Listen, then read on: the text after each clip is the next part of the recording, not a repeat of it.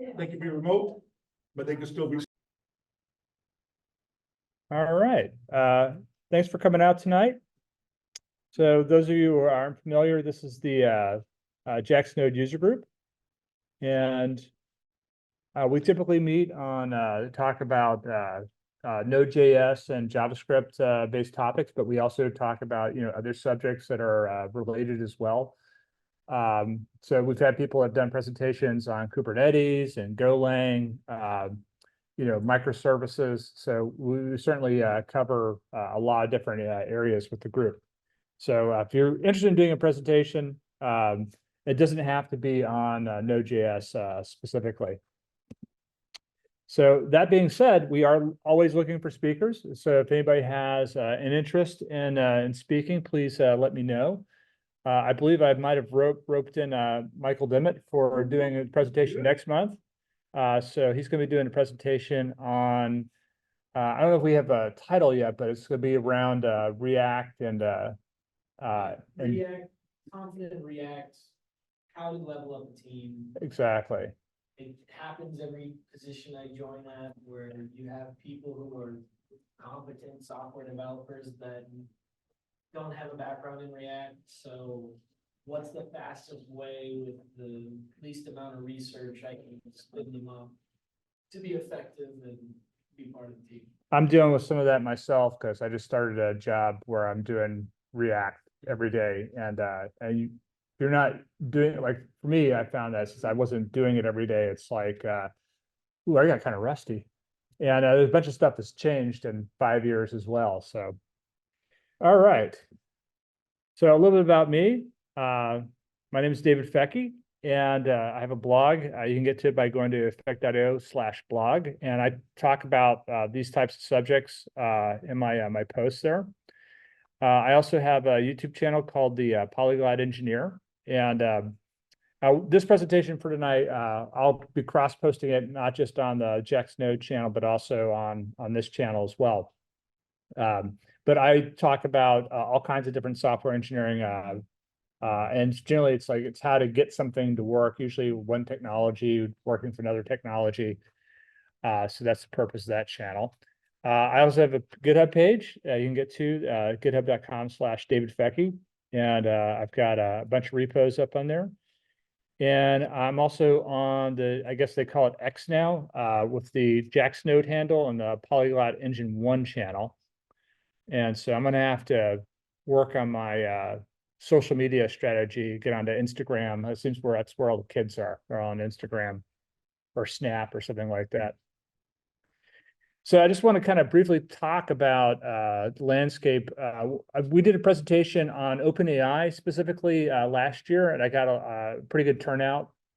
And so the CEO, Sam Altman, there was a story that came out in the Wall Street Journal that he was trying to raise $7 trillion for doing kind of like a chip startup. And I thought, well, 7 billion is kind of low for starting like a chip fab or something like that. And they're like, no, $7 trillion. And it's like, oof, that's larger than the U.S. federal budget. So that's a lot of money. I'm not exactly sure where he's going to find all the donors, but the reason for that is because one of the challenges right now with trying to run these large language models and just any AI in general is that it requires a lot of horsepower. And right now, like there's news today that NVIDIA, they had a record quarter, and if you look at their valuation, I think they're up over $1 trillion just themselves, and they exceeded all expectations. And if you try to actually go and find or try to buy like an NVIDIA card, it's next to impossible because the demand is so high. And one of the reasons why is because right now all the data centers, all the people that do cloud hosting, they're trying to, add servers and computing devices that can, do this type of inference on them. So that's one of the big changes that I think we're going to be seeing here. So there's going to be a lot of different solutions that are becoming available. And so I think the way that we look at computer chips and CPUs is going to change dramatically over the next couple of years. So this is a video. This is another OpenAI related thing. This is a video that was completely done using generative AI. And I think this is called something like Lady Walking in Tokyo or something like that. But this is completely computer generated in the sense that it was completely generated with stable diffusion. And this project is actually called Zora. And right now they have it open. It's very limited. They're allowing certain, I guess, special people to be able to start using this so they can start evaluating it and seeing what they need to do as far as like, managing safety with this generative AI. But this essentially, it's all generated with a prompt. They have a prompt where you can go in and say, I want to, have a lady, walking through the streets of Tokyo, and it'll generate a 1 minute long video like this. So I thought that was pretty impressive. There was some video I saw last year that was done with generative AI. I think it was called Will Smith Eating Spaghetti. And it was completely like fake looking. It didn't look realistic at all. This is almost photorealistic. There's some there's some subtleties if you look close enough, like the street signs and things like that. But this is only going to get better. So that brings us to tonight's subject, LangChain. So we're going to be talking to a couple different things related to LangChain tonight. One is, what exactly is LangChain? What are some of the different large language models you can use working with LangChain? We're going to be talking about RAG apps, vector databases, text processing, and basically how to chain all this stuff together. So LangChain, it's a framework for essentially chaining LLMs with data and functions all together. And that's where the name comes from, chain. You're kind of chaining all these things together. And it's primarily known as a Python framework. And so one of the reasons why I wanted to do the presentation tonight is like if you go and watch any of their YouTube videos, they have a pretty good YouTube channel where they talk about, all the new features and stuff they're always adding to LangChain. They always do it in Python. And there is a reason for that. It's because Python really is the language of machine learning and data science and artificial intelligence. But it's like they really needed to have a JavaScript framework too, because people are going to be running this like in Node, or they might be running it just in the browser, or trying to run parts of this in the browser. So there's Vercel is a company that does a lot of hosting. One of the things they've done recently is they've made an AI module available for if you're building React applications. They make it very easy to essentially build these type of generative AI solutions using their module, and so that's all node based.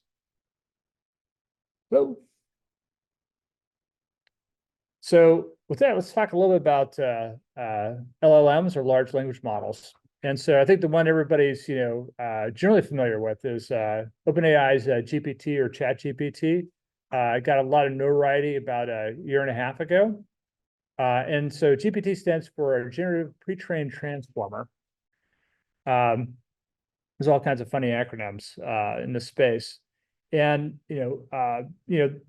one of the reasons why OpenAI was started was because there were certain people that were afraid that Google was hiring all the best AI talent, and they didn't necessarily feel that their intentions were all that great for humanity. And so Google's actually been working on this stuff for a while, and so they had an LLM that they actually released last year called Palm 2, and they have a, I don't know if people have been to it, but they have a website you can go to on Google called Bard, where you could go in and you could do essentially, it works just like ChatGPT, but it's the inference is quite a bit faster than what we were seeing with OpenAI.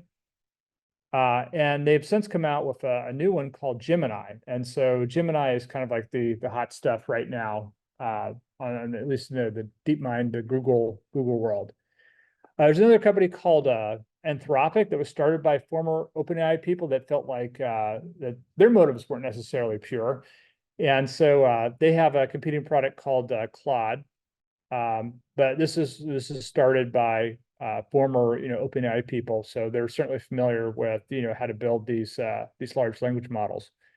There's another site you can go to called Cohere, and then one of the ones I thought was pretty interesting was Llama 2. So Facebook released or Meta, I should say, released Llama 2 last year. And but they released it open source, and so anybody can take these models now, and they can do their own versions of them. They can pre-train them.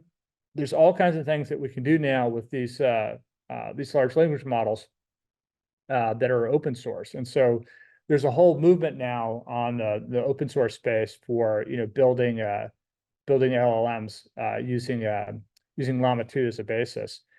Mistral AI, I believe, is one of those. It's also based off of Llama 2, and there's many others. And so, every day I'm seeing stuff where some company or some startup has released some new way of either running an LLM or developed their own LLM. So there's way too many to list on one slide, so I won't try. So one of the things we discussed last year is we had a presentation that pretty much just covered a lot of the APIs that are available with OpenAI. And so OpenAI has completion, chat APIs. They have an assistance API now. They also have a way of generating images called DALL-E. They also have a pretty cool text-to-speech API. And one of the things that's interesting about OpenAI is that you can come and you can use these APIs and stuff like that, but there's a per token cost. And so probably the most popular model right now for if you want to write software that runs against OpenAI is the GPT 3.5 Turbo. That tends to be the most affordable model.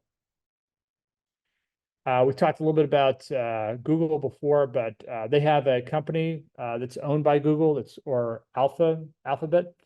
It's called DeepMind. And so, like I was saying before, they released Palm 2 last year, and now essentially it's been renamed Gemini, but they have a new version of it that they're calling Gemini. And one of the things that's interesting about that model is it's a multi-model where you can work with text, images, video, and audio all within the same model. So that's pretty interesting. And they also have APIs that are available that you can use. And one of the things that's interesting about Gemini is that there's obviously been a lot of concern about safety of AI. They have these parameters that you can use when you're working with the API, where you can essentially set the level of safety that you want to have when calling the API.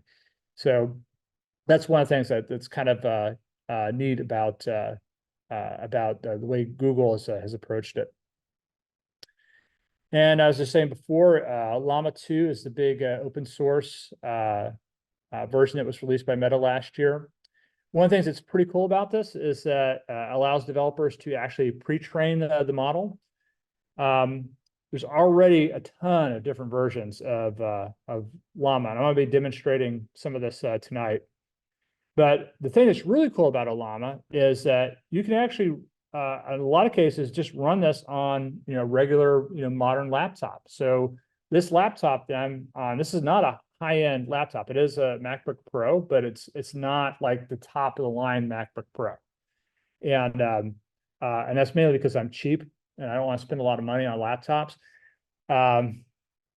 especially when my nephew tends to spill coffee all over him. So for me, it's not worth it to spend a lot of money on a laptop. But you can actually run have a pretty good inference on a laptop like this.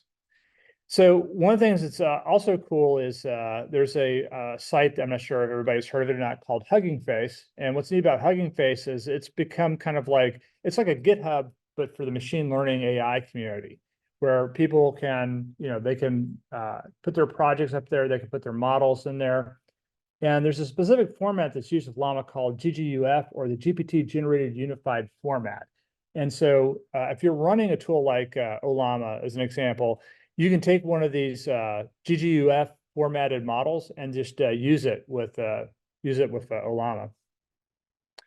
So as far as customizing, there's actually a bunch of different ways that we can kind of customize and work with these large language models. So the first way is just to create an LLM from scratch, right? And so that had been kind of like a year and a half ago. It was like, I think there weren't a lot of people that knew how to do that, but now there's been so many things have been published and done. Now there are people that are building their own large language models.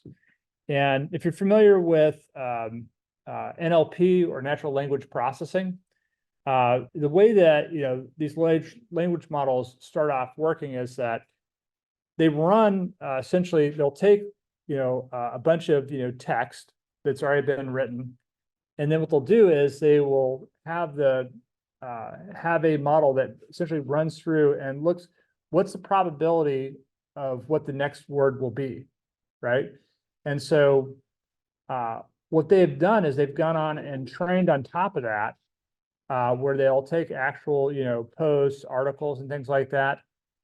And that's essentially how they're training the model. So they're doing additional training on top of the original NLP processing that they were doing to actually come up with these models. And so, but that is really, I think, prohibitively expensive, not just to develop a large language model, but to actually go out and get all the training data and to train it. I think OpenAI for like the original version of GPT, I think they spent something like $500 million or something like that. And I think even if a small large language model, to train a small large language model, just electricity to run that process will run about $100,000. So it's not a cheap thing to do. Now it's getting less expensive.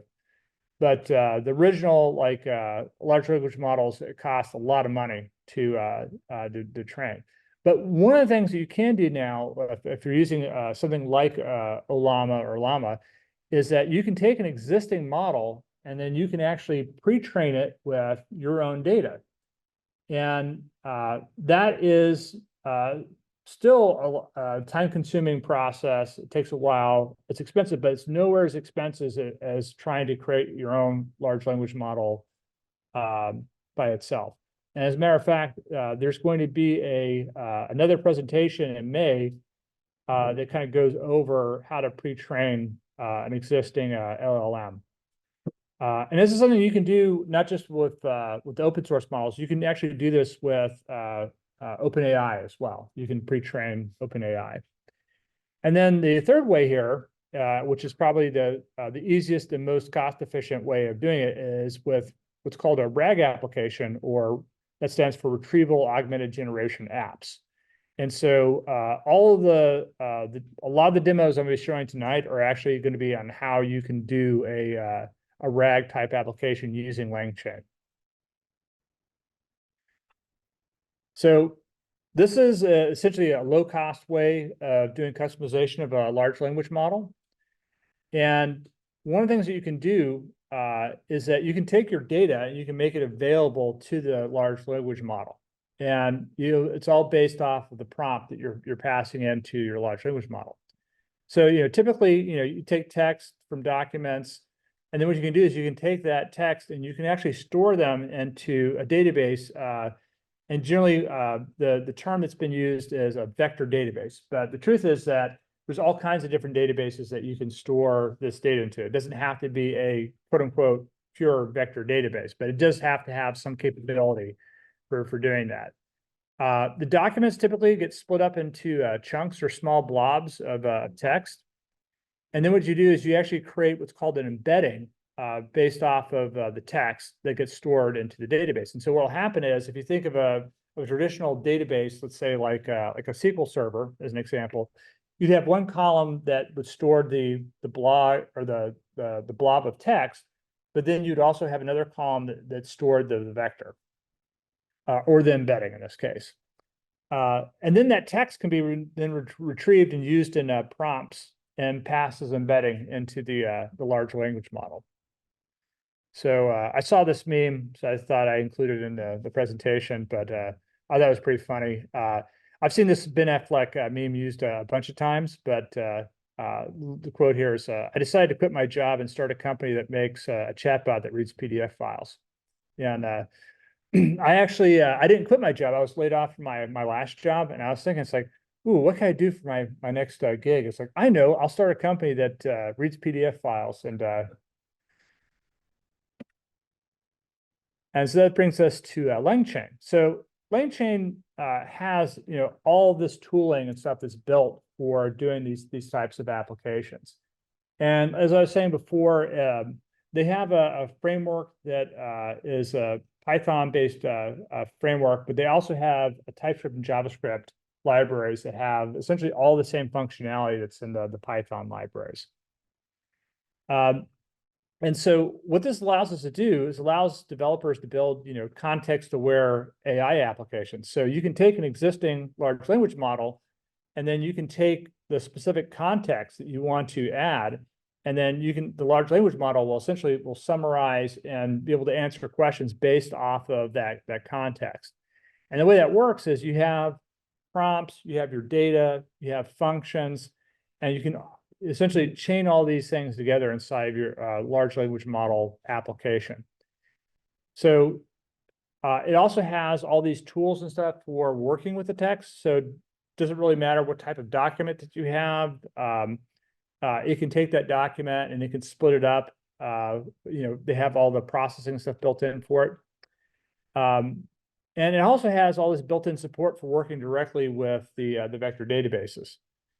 And they also include support for almost all of the large language models. And so if there's an API that's available with a large language model, generally there's a LangChain class or Python tool that you can use to work with it. So that brings us to vector databases. And so these vector databases are essentially just used for storing these embeddings. There's a lot of different vendors that offer this type of database as either a cloud-based service or as a on-premise type solution. Some of these are companies like Pinecone, Supabase, Chroma, Mills, and Weaviate. There's others out there. Pinecone, I think, is probably one of the more popular ones, and they just launched a new, I think, edge-based cloud service. It's also supposed to be fairly inexpensive. But if you work with Postgres, the Postgres database, there's actually a vector extension that you can add on to that database that works. It's works incredibly well, and it's actually faster than Pinecone. So if you're already the vector extension, I'm interested. It's called PG Vector. Yeah, we're going to be actually demonstrating that tonight, so we'll get to see that. And if you are into using the cloud-based services like Azure as an example, Cosmos DB also has a vector search that's built into it. Open source, baby. Let's go, Postgres. Absolutely, yes. So let's talk a little bit about embeddings. So vectors or embeddings, all they are is just an array of numbers, right? It's generally an array of floating point numbers. And one of the things that these large language models will do is they will take, a text or like a section of text, and what they'll do is they'll create a numerical representation based off of the tokens inside the text. And so OpenAI, for example, they have a way that you can do embeddings that's part of their API. And the size of their vectors is 1,536 numbers long. And so if you think about like a token, right? A token typically is about 4 characters in length on average. So another way of thinking about that is that for every 3 words, there's going to be about 4 tokens. And something else also to think about if you're using OpenAI, OpenAI charges for tokens. So if you're trying to go out and you have all this data that you want to store into a vector database that you can use in your RAG applications, and you want to use OpenAI to do that, it's like you're going to get charged for that. So this is kind of a representation of what these vectors are trying to represent. So if you look at this example right here, one thing you'll see is that there's one sentence here that says a sad boy is walking, and then there's another sentence here that says a little boy is walking, and there's another sentence that says that there's a little boy that is running. So if you think of this in the terms of like a 3D space, what they're trying to do is they're trying to set it up so that, you know, when they assign these numerical values, it comes to as closely match these sentences and the certain words and to a certain degree. And so they have this mapping they've done. So for instance, boy is going to be is going to map to something, but if you have tokens that said young man, it may come pretty close to being that in the numerical value. And that's essentially how this is being stored. This is another source from Google, which shows how like different tenses and country and capitals and stuff are related to each other. So if you look at the example there on the right with the country capital, so they have like I guess a node that was be Hanoi, and then there's Vietnam is also closely associated with that, Moscow and Russia. So these all have, you know, a relative closeness to each other. And then if you look at the verb tense example, you know, you can see walking and walked are both very similar. So they would show up very close to each other inside of that vector. So what does this cost? So if you're using GPT 3.5 Turbo, I think that's 5/1000ths of a cent for input token, and then it's 15/1000ths for output tokens. GPT-4, I think right now it's about 1 cent per token and about 3 cents for output tokens. So if you're going to try to use GPT-4 is a better model than 3.5, but it's still very expensive. They do have a 82 embedding that you can use that works out to be, I think, about 1/100th of a penny. And then they have another one that's text embedding small, which is you know, similar a similar price range. But here's the important thing to remember here is that there's actually open source libraries that do this for free. And so you don't have to use OpenAI to do that. As a matter of fact, if you're working with a open source large language model, you don't want to use their vectors anyways. So a llama will generate embeddings for you if you need to generate embeddings. So you don't have to use something like OpenAI. Where a llama is free, it does take a while to generate the embeddings. And so if you're just looking for an easy way, there's a number of different projects that are open source projects you can use for generating vectors based off of your documents in your text. So now that we have these embedding these vectors, how are we going to store it? And so, you know, the vector store usually stores text, metadata, and a vector in a row in a database table. So, you know, LangChain actually has an API for creating these documents and storing them as vectors. And what's nice about that is you don't have to write, you know, one line of SQL or JSON or anything like that to use this. You can just literally just instantiate these stores, and it will do all the work for you. Now, I'll demonstrate that tonight as well. So pretty much, you know, LangChain, they have different stores for all the different vendors. So pretty much everybody is supported. So you shouldn't have to worry about doing that. But if you need to customize it, you can customize it. Let's see here. Postgres, I wanted to bring this up because Postgres is open source RDBMS, and pretty much every feature that's come in fashion with database technology over the last 10 or 15 years has been made available in Postgres. And so has everybody here heard of a database called MongoDB, right? That's a document database. Well, one of the things that you can do with Postgres is you can store documents. in a column in your, in a You can table. Query documents. You can query documents and stuff like that, so. You don't have to, like, if you want to use MongoDB, you can, but it's like you can do all of this in a traditional RDBMS. So one of these, there's a project that's called PG Vector, and PG Vector is just an extension for Postgres. And I actually, in the GitHub repo that I have for the demo tonight, I actually have instructions on how to actually set up Postgres to run PG Vector.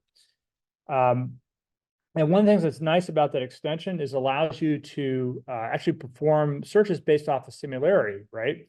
So if somebody is sitting in a prompt and you want to pull back text that closely relates to what's in their prompt or what's in their question, they have these different distance operators you can use. They have the greater than, less than with a minus in between it.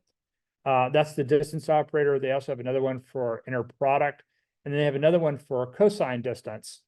So that's essentially the way that a lot of these vector databases are working, is that they're actually doing a cosine distance function, comparing what's been passed into the search with the vectors they have in the database, and they have a way that they're indexing that so they can come back with results very quickly.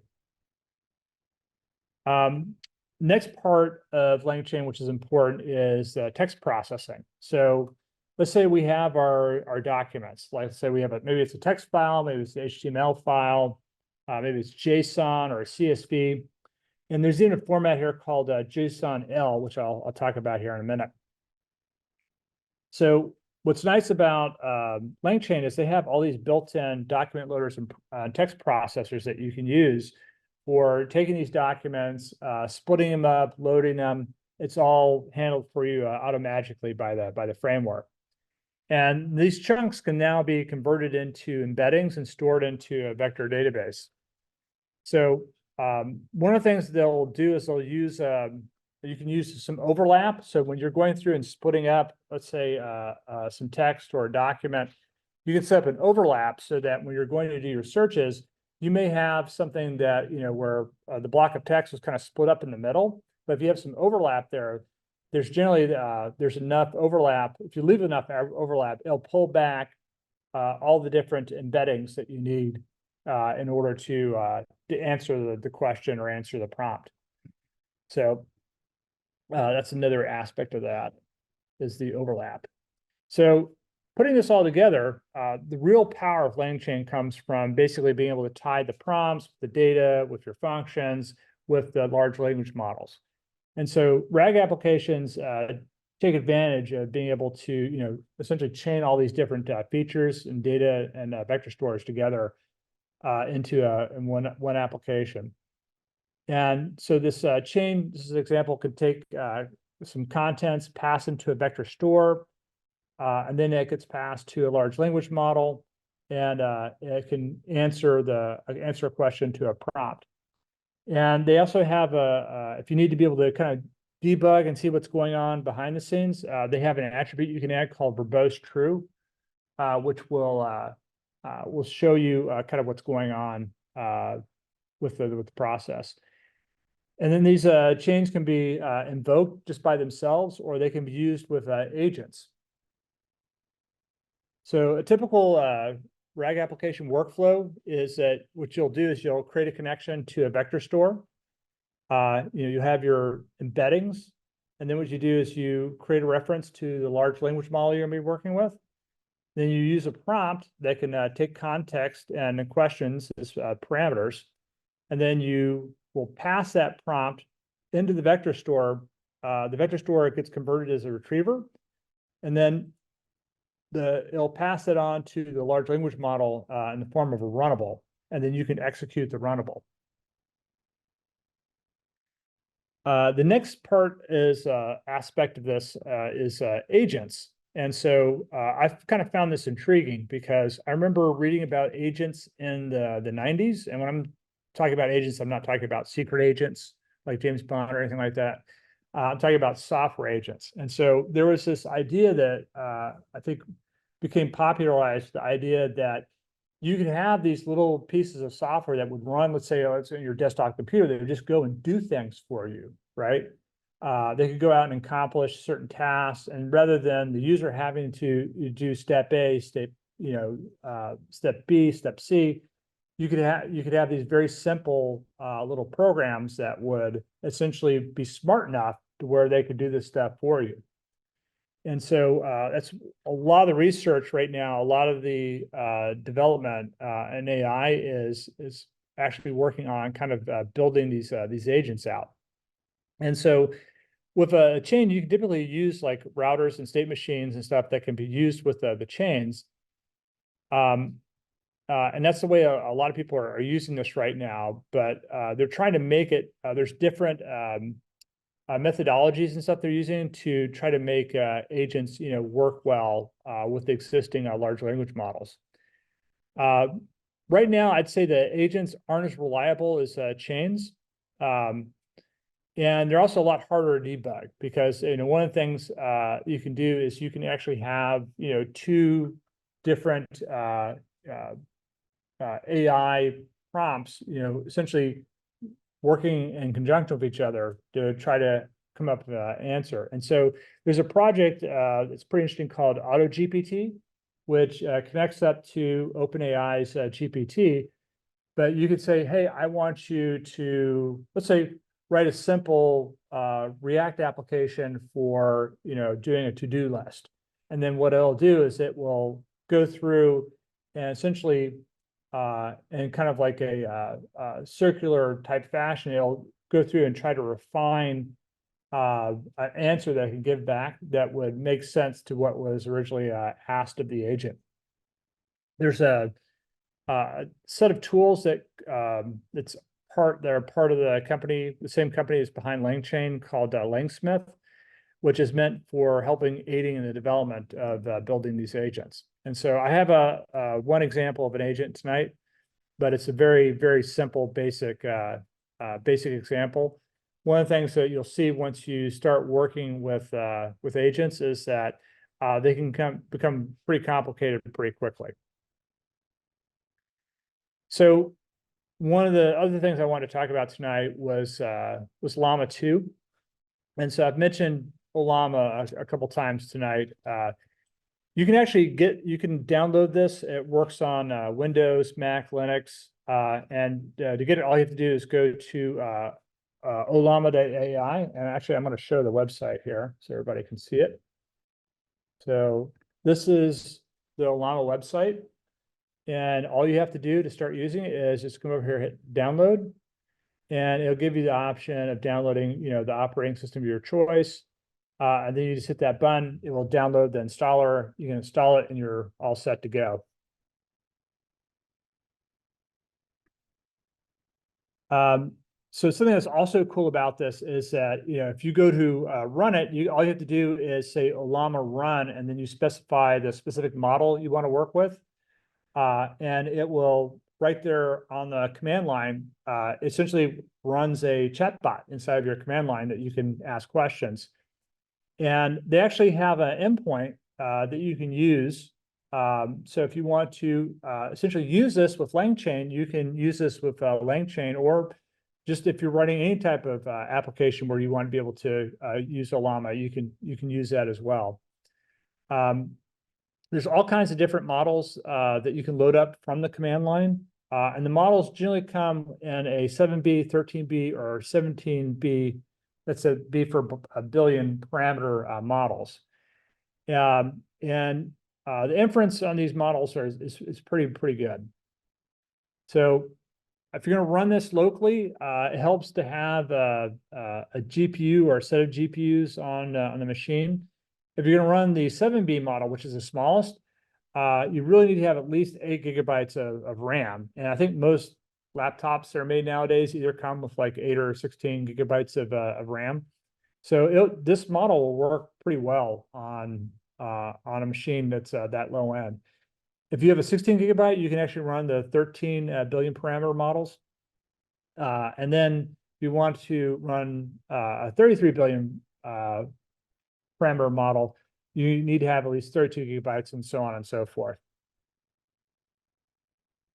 So something that just happened this month with the recent release of Ollama is they have taken all of the OpenAI APIs and done a OpenAI compatible endpoint that you can access called V1 on that. And so it's pretty cool. So now if you have software that it's already written that works with OpenAI, you can actually kind of point at this and not be charged for it. So that's Local interface. exactly, for testing and exactly. development. Yes. So right now it doesn't support everything. It has the chat completions API, but they have plans to support the vision and the embedding and all the function calling. I'm not exactly sure how the embedding will work because there's a specific algorithm that OpenAI uses for their embedding model.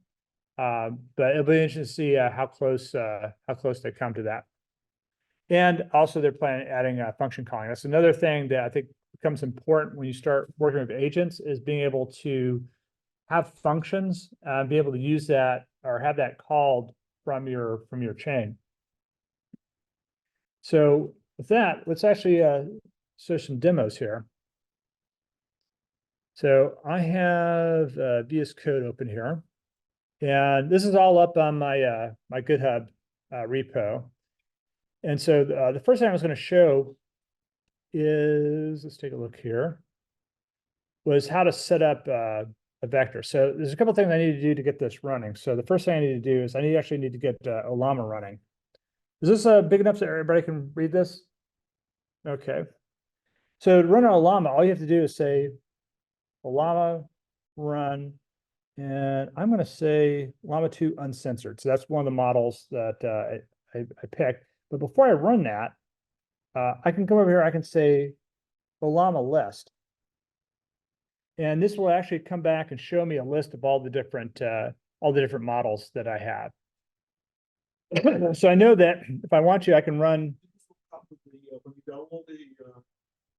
So I believe when you download Ollama, the first time you go to run it, it will have to download one of these models in order for it. And the default model is Llama 2, right? And so I have a couple different versions of Llama 2, but there's a bunch of them out here. One of the models I have here is called Code Llama, which is a model that was built specifically for developers to help them with code completion and find answers to programming problems.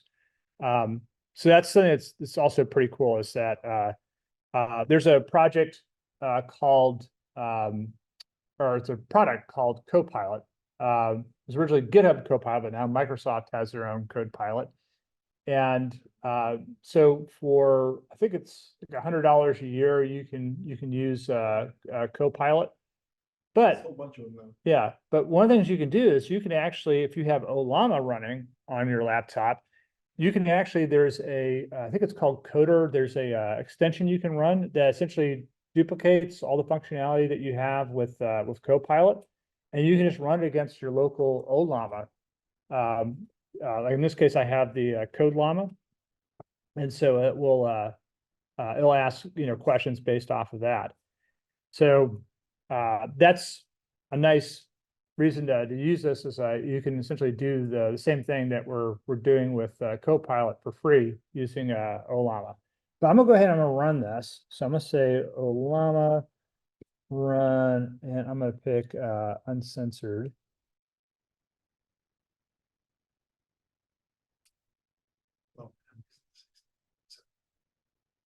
All right.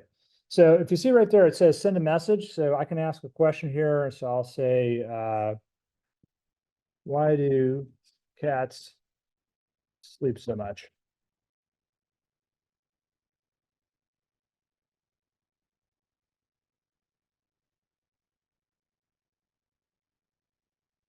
Yes.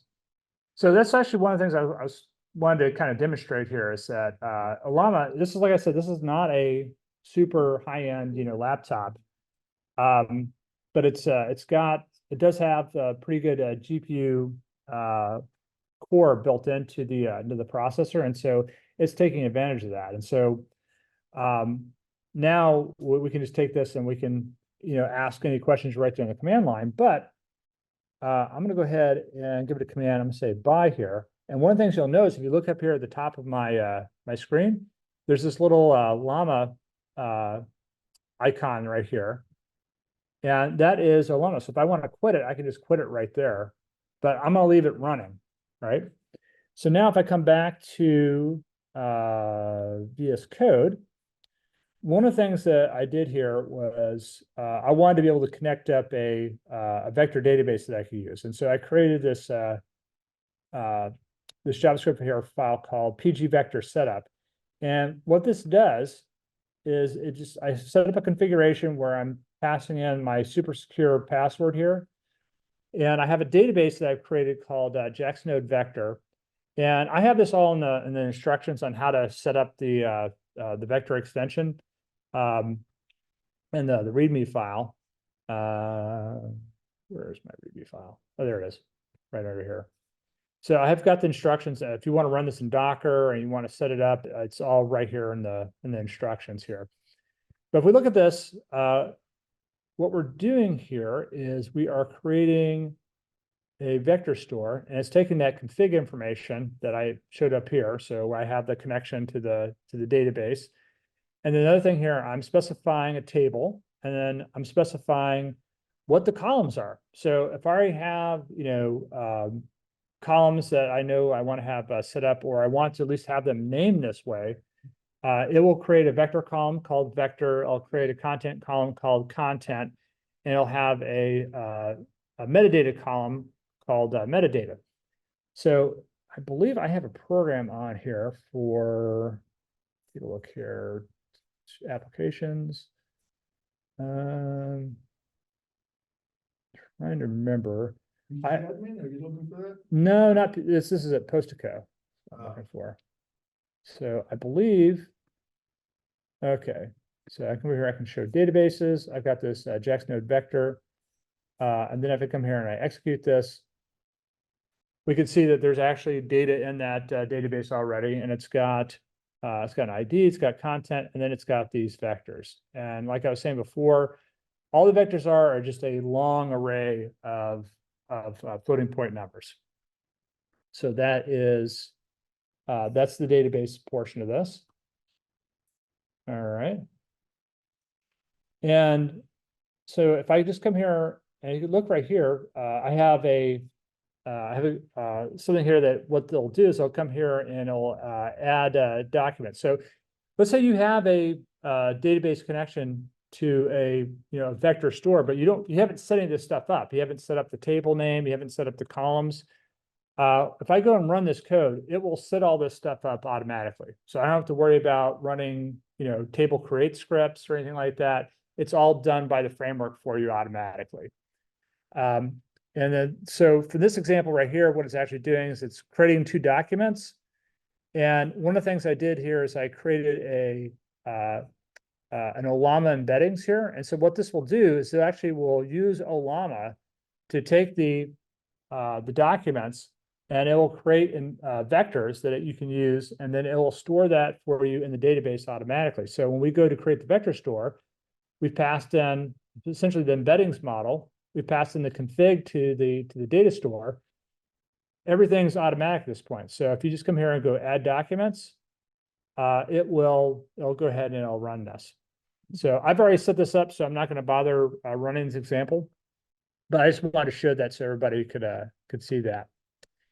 So the next part is, okay, now we've got our database. We actually want to take some data and load it up, put it into the database. How do we do that? And so one of the things that you can do is you can take, let's say like a PDF loader here. And what this PDF loader is doing is actually, I have it pointed at a document here. So I did a presentation earlier this week on application security. And there's the user group is called the Jacksonville OWASP user group. They have all this documentation that you can use for free for doing things like figuring out how I could better secure my applications. And so I figured I want to create a large language model, or I want to create a RAG application that can help me answer questions related to the data in this in this PDF document. If you look at the top part right here, you can see that this is nearly 500 pages long, right? That took a long time to go through and really kind of read and understand everything that's in that document. And so what you can do is, now that we have this PDF file, what I can do is I can create a PDF loader from LangChain. And so this is one of the loaders that's built into the framework. You just create a new version of the loader pointing to the PDF file, and you just call loader.load, and it'll load all this stuff into the documents. And so if I come over here, I don't think oh, here it is. I have this PDF loader here. So I'm gonna go ahead and run that. And we can see here in the terminal that it's gone through and it's converted all this stuff into documents. And so now that we have that, we could actually take these documents, we can load it up into the database. And the way you would do that is, let's see here, if I have an example right here. So, and just side note, because I am using Ollama and it takes a while to kind of create all the different embeddings and stuff for a 500-page document, I'm not going to run this right now because it would take a long time. So I took the liberty of running this last night, so we wouldn't have to sit here and wait 30 minutes for it to load all the documents. But this is essentially how you do this. So just like before, where I was showing how you could create the vector store and create the embeddings. So we're just doing that exactly the same way we did before. But now we're using this PDF loader, and I'm loading this up the docs, and then I can just come here to the PG vector store and call this add documents method, and it will add all those documents with all the embeddings to the table already. So we've got all that data is already in the application. So if we come over, and then I have this one last piece here. You don't necessarily always have to call a .end on your store, but since I'm using a connection to Postgres, it wants to close the connection. So I'm closing the connection here. And then as far as the embeddings go, I wanted to kind of show how that works here. And so what's interesting about the Ollama embeddings is that, remember how before I said OpenAI's embeddings were 1,536 numbers long, the size of the array? Well, the ones for Ollama are 4,096. And so I'm trying to remember, I think most SQL databases have a page limit of like around 8,000 and something bytes. So you're limited to how big you can go with with your embeddings. But the embeddings for Ollama are actually bigger than the embeddings for OpenAI, and that's one of the reasons why it takes a little longer. So I have an example here that just goes through here, and I'm going to see if I have something in here for that. I don't, so I won't bother doing that. Something else I also decided I wanted to do was on my blog, I wanted to take all the blog posts that I had for my blog, and I also wanted to add them to this vector store. And so one of the things I did was I created a spider using Cheerio, and I did this all manually. This doesn't have any specific code in here for LangChain. But there's a way that you can use Cheerio in LangChain to help you do this. And so you can actually point to an endpoint to a website as an example, and it will go through and use Cheerio to essentially scan through the website and pull back all the documents and stuff from the database. But I just wrote my own little recursive page loader here.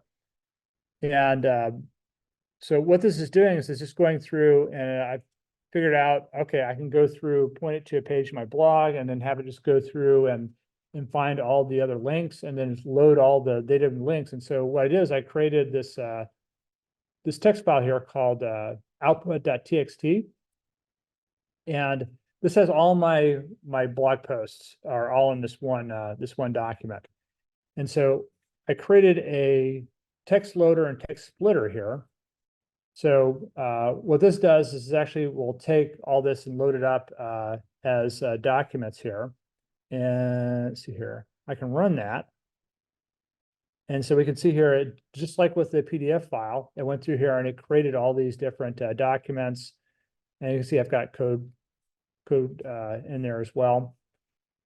So then if I come here and run the text splitter, what this will do is it will actually take that text file. And what I'm doing is I'm taking all the text that's inside of there, and I'm calling this recursive character text splitter. This is a very common class to use inside of LangChain. And what you can do is you can actually point to, or you can set up a chunk size. So I know I want to be able to go at least 500 characters in length for the chunk size. And then I set up an overlap of 100 characters. So that way, if it finds like a certain portion, but it's missing part of it, it should be able to find that in a similarity search because of the overlap. And then this just comes through here and it creates the documents. And if I run that, yeah, so that's what it winds up turning it into. All right, so here comes the fun stuff. Okay, so let's say we want to do a similarity search, right? So I want to find, anything that's in my vector store that matches up with Node.js for the first 10 results. So if I come over here and I run my similarity search, this is going out, it's actually querying the database and looking for anything that has in here. So I found a whole bunch of stuff in here that match up with Node.js. What's interesting about this is there's a bunch of stuff in here that don't relate at all to Node.js. And so clearly it found some similarities between Node.js and some other programming languages, and it's pulling back results. So the more information that you give it in the prompt, the better off. But I wanted to still show that it went out and I was able to create an embedding to do a search off of, and then return a bunch of documents back from the database based off of that. So now for the good part. So let's say we want to call a large language model. And so this is actually an example right off of their the LangChain website. And so what I'm doing here is I'm actually creating an Ollama class here, and then I'm just passing in here the endpoint. So I've got this endpoint here, and I'm specifying the model, right? So before, locally, I was running that uncensored model. This is just running the regular Llama 2 model here. And then what it's doing here is it says, translate I love programming into German, right? So if I come over here and I run the Ollama LLM script here, it's actually going to call Ollama, and you can see here that it's saying the phrase I love programming can be translated as Ich liebe Programmen. So that sounds German enough to me. And then they actually give you some more suggestions in there as well. So, and it says, hey, I hope this helps. So, but that's just calling Ollama directly, right? So we can do that pretty easily with LangChain, but the real power comes from being able to chain this stuff up together. So I went ahead and I created this chain here. And this chain has a couple of additional things in here. So I've got the vector store in here. I've got the embeddings. I've got the something that will format the string for me. I've got this thing here called a prompt template. And then I'm creating a runnable sequence. And I also have this string output parser. So let's go through here section by section and describe what's happening. So I think we've seen the embeddings before. We've seen the configuration for Postgres. We've seen creating the store here. But now what we've done is we've actually created a chat Ollama model, right? And we're passing in the endpoint and the model that we want to run. And this has some additional things in here. So one of the things it has is callbacks. And so this is something that's also pretty interesting about LangChain. This is under such active development that a lot of these APIs are changing, weekly, right? And so some of the code that I wrote last year won't run this year because the method signatures have changed. So one of these was this callbacks here.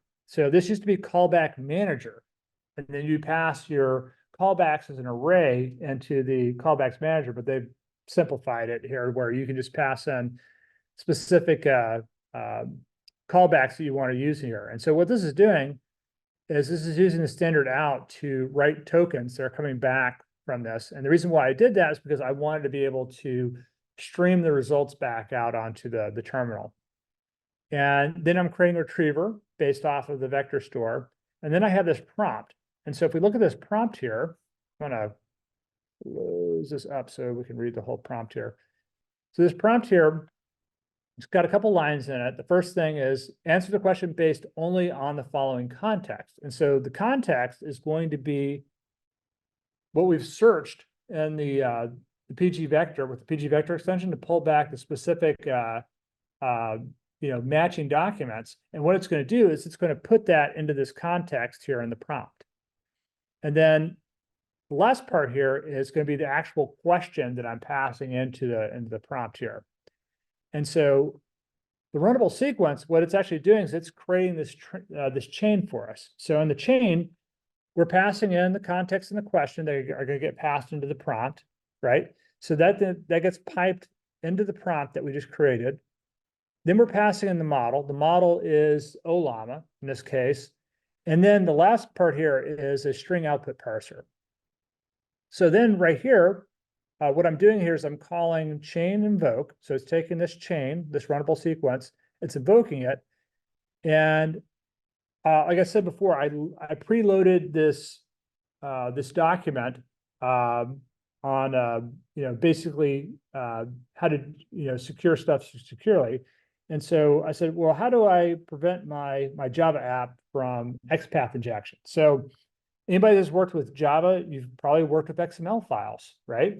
And so this is something that you'd have to, realistically, you'd have to kind of watch out for your Java application. So what I'm going to do is I'm going to come over here and I'm going to run this chain.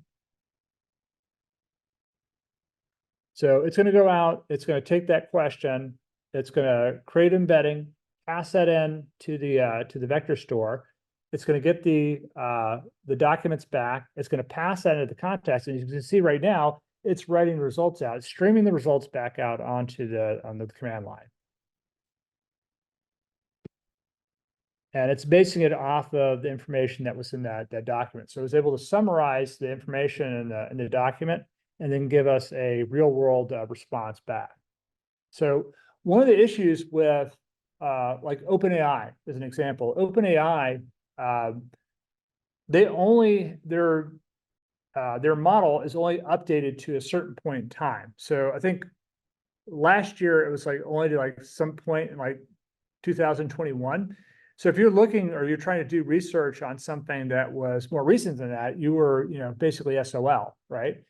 So what people started doing is they started using this technology to essentially go out, look for things, and then pass that as embeddings into OpenAI and then get a more realistic answer back. So we just did that using this chain here. So that's literally, this is less than 100 lines of code. That's literally how easy it is to do this. And most of this is a ceremony. So the last thing I was going to show as part of the demo is, or at least the Node.js portion of the demo, was going to be an agent. And so one of the things I want to do is create an agent. Now, this is not using Ollama, but I am using OpenAI here. And one of the things that's neat about LangChain is they have all these different tools that you can use to incorporate with your agents. And so one of the things they have is this thing called Tavily Search. So like I was just saying before about OpenAI, like I think they just updated to like, it might be like December 2023 now or something like that. So it's fairly up to date, but it may not be up to date enough. And so what this is doing right here is it's actually using Tavily Search is actually going out and doing kind of like a web or Google kind of like search. And what I'm doing is I'm actually pulling in through this LangChain hub, this OpenAI functions agent. And so what this will do is this will allow me to tie this Tabular search to this specific agent here. And then what I'm doing here is I'm actually creating a OpenAI. I'm using the inexpensive model here and setting the temperature to 0. So the temperature for OpenAI, I believe, runs from 0 to 2. And anything that's less than 1 is going to be less randomization. Anything that's higher than 1 or going up to 2 is more randomization. So if you're looking for something that's very accurate, you want to keep that temperature as low as possible, set it to 0. So what I've done here is I've created an agent and I passed in the language model. I passed in the tools that I'm going to be using, and then I'm passing in a prompt. And here's the prompt is using this functions agent here. And then what I'm doing is I'm executing this, and the input that's going to the prompt is going to be this, what is a JaxNode? So I was kind of curious what it would find out. So this is actually going to search out onto the World Wide Web and get some results back and then summarize that and return the results. So if I come over here, let's see, did I create a agent for this? I might not have created an agent. So let me just run this. So I think it's called OpenAI, no? Agent OpenAI, a little lower. Oh, there it is. Yeah. So let me just go ahead and run that. And you can see there's already something in here that needs to be deprecated. Okay, so here I've got the response back. It says, what's JaxNode? It says JaxNode refers to the Jacksonville Node.js and JavaScript user group, also known as the JaxNode user group. It's a community for anyone interested in learning more about Node.js, JavaScript, blah, blah, blah, blah. So that's pretty accurate. It looks like they pulled it right off of the website. So I was able to go out and get that. So this is a very, very simple agent. And you can do a lot more sophisticated things with agents, but this is an example of how you can take these different tools and kind of combine them with large language models and get kind of interesting results back. So last thing I was going to show tonight, since we're using Ollama for most of these examples, one of the things you can also do is if you don't want to use LangChain or you just want to build, let's say, a desktop application. So you want to create your own chatbot that you can run locally as a executable on the computer. So one of the projects that's listed on the Ollama website is, let's see here. Let's see if I can find it. Here it is, Ollama Swift. So this is pretty simple. This is just a Swift UI application. And let me try running that. Actually, I already have it installed. So here we go. So we can do the same thing here. I can say,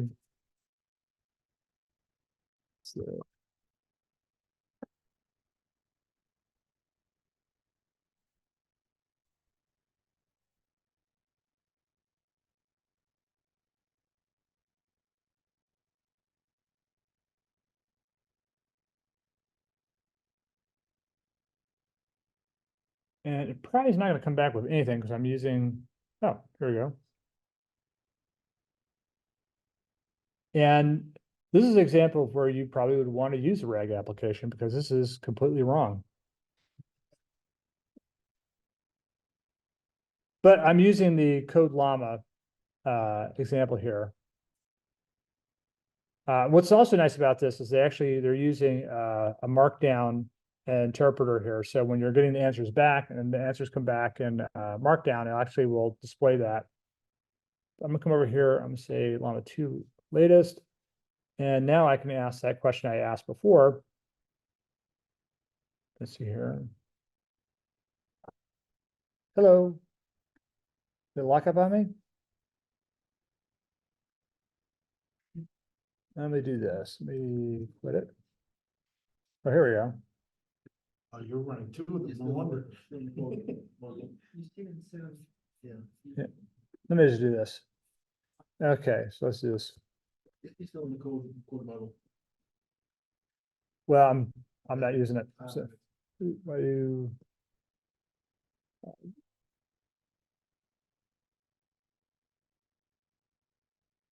tail? There we go. Try that.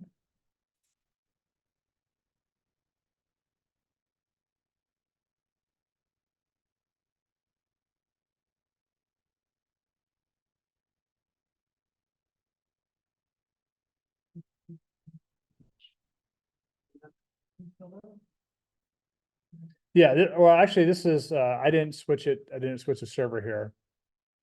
But it's still working. It froze up on me the last time I tried to change that, so. You can't switch the model when you're in the chat. It could be. I can also come over here and do refresh. Here we go. Oh, well. Well, it's not my program. All right. But they do have an example, which is like, native, basically. Yeah.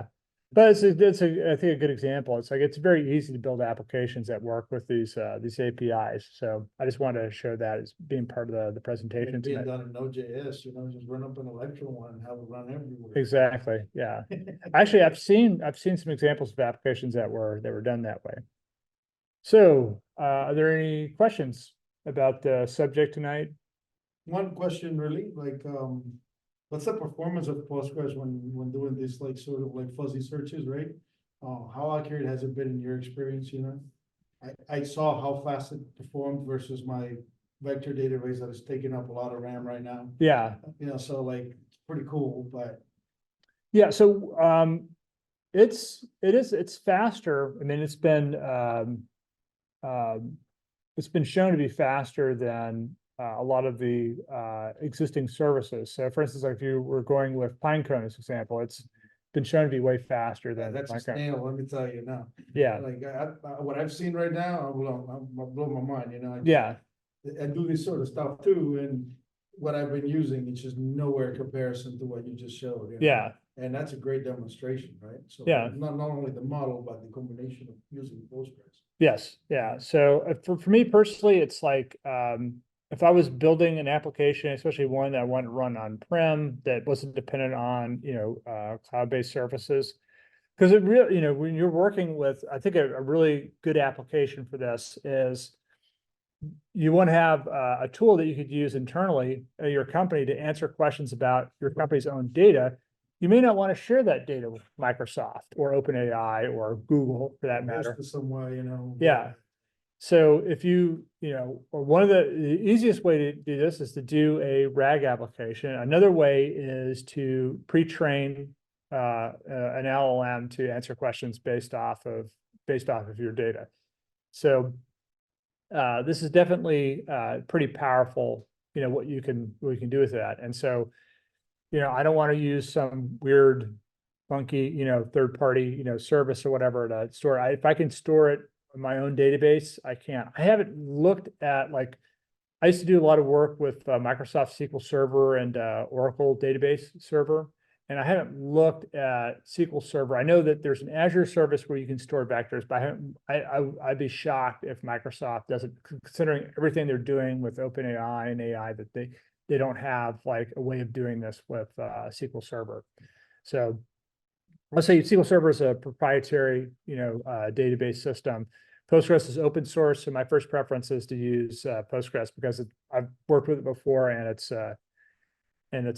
open source. Oh, and then if you want to, switch from Postgres to something else, it's just a matter of changing the connector. It's not that complicated. That's true. That's true. And that's the other thing that's beautiful about LangChain is that, it's got all of these, so whatever store that you want to use, you can switch it and use it with that. And another option too is like if you have like a limited set of data that you want to answer, you can just load it up into memory. They have a store that you can use that's based off of just memory. So if you want to do that, that's another option as well. That's what I've been using. It's not very effective now. You can run Redis or something like that, right? Elasticsearch, I mean, he just showed me something that looks like Elasticsearch running in Postgres Yeah. flawlessly, right? And then plugged it right into the large language model. I was like, I'm impressed, man. So one of the things you can do here is if you go to retrieval, Yeah. let's see here. actually, let's do integrations. And let's see here. Cool, so you wanna see which connectors they got? Yeah, so document loaders, vector stores, here we go. So here's a Look at list of that. all the different options out there. We'll lower it a little bit, let's see Yeah. if Redis is there. Oh, yes, there is, there's Redis, yeah. Yeah. I mean, Node only, but yeah, if you're using this stuff, might as well, right? Yeah, so I mean, I think the scenario here, so one of the also thing you can do, like for instance, if you don't want to use an endpoint, you want to call the Llama model directly. There's actually a way you can do that with Node as well. So you don't have to even host the Llama service to use it. You can actually use, yeah, I believe it's using the Llama 2 C++ application that's been CVP, right? yeah, Okay, yeah, that's the way I'm doing it right now, in my house. on my Node, but Absolutely. Yeah. Llama CVP. so you can see ChromaDB, Azure AI Search, Azure Cosmos, Cassandra, Milvus. There's a ton of these. This is the one that I used. And Good Yeah. points about Superbase in terms of performance. yeah. All good. So, and there's a free tier that you can use with Pinecone. So if you're just trying to like create something really quickly from scratch or whatever, there's nothing wrong with like setting up like a Pinecone instance and doing that. But it's like I wanted to do something like if I was completely cut off from the internet, have this still work, and this would still work if because I'm running Postgres on a Docker container, and then I'm just running a Llama locally. on my Nobody can machine. take a knowledge base away, basically. Exactly, yeah. So the second question I had, and sorry to like, I know other people want to, but I'm stealing you. Have you considered using the local Olama version and plugging it into those what do you call agents? So that instead of talking to OpenAI, it talks to your local version. And does that work? I'm curious. Yeah, so this is the trick. The trick is with the tooling. And so there's functionality in OpenAI. This is one of the reasons why I used OpenAI for that example, where it has a lot of functionality where you could say, these are the different functions that are available to me. And then what it'll do is it will say, okay, get this data back from this function. So when you're prompting OpenAI is smart enough to say, you need to call this function to get this data back and then pass this data back to me. Whereas Olama is not smart enough to do that yet, but they're working on that. And that's one of the plans is with the OpenAI API that they essentially cloned with that V1 endpoint. They want to add that into, so I'd be shocked if we don't see that within the year, or probably shorter, to have that type of functionality. But that's the reason why I used OpenAI for that I love example. that idea. That's what I was actually talking to him about building on the way here. It's like, hey, we need to build an interface that Yeah. mimics this stuff so that we can develop applications locally.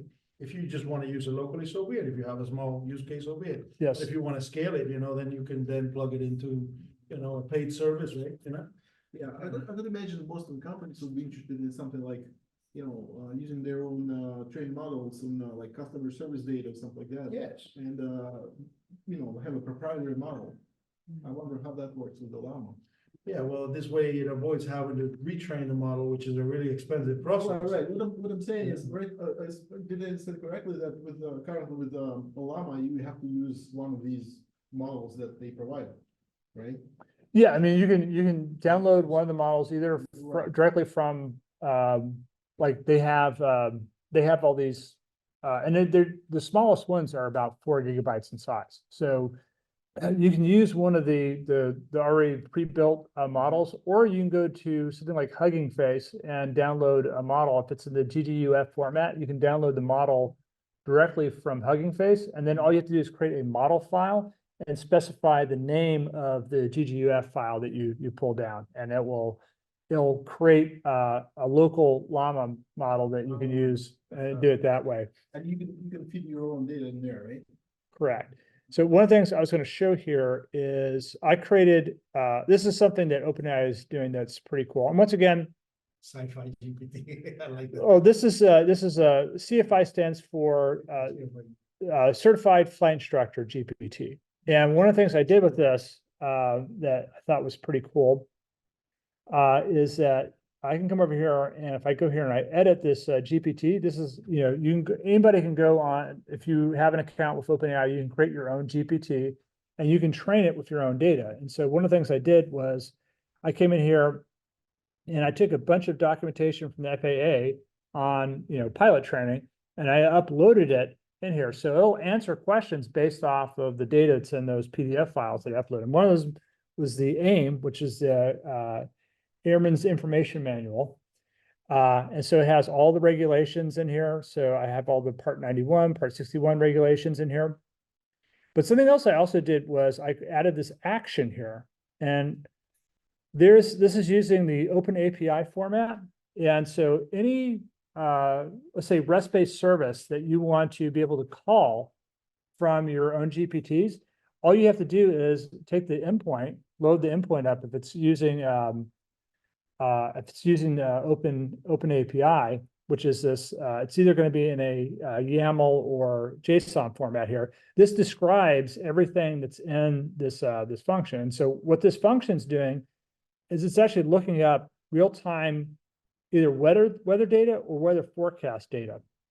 So I can come over here, I can say, I'm planning a flight from JAX, I'll just use the JAX to DAB tomorrow morning.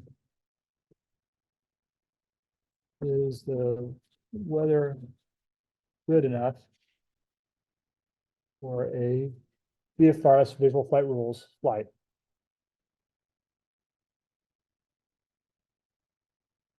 And so that's from Jacksonville to Daytona Beach. And so it's going out, and it should be calling this this web service and to get the weather. And here we go. It's actually calling it. So talk to it.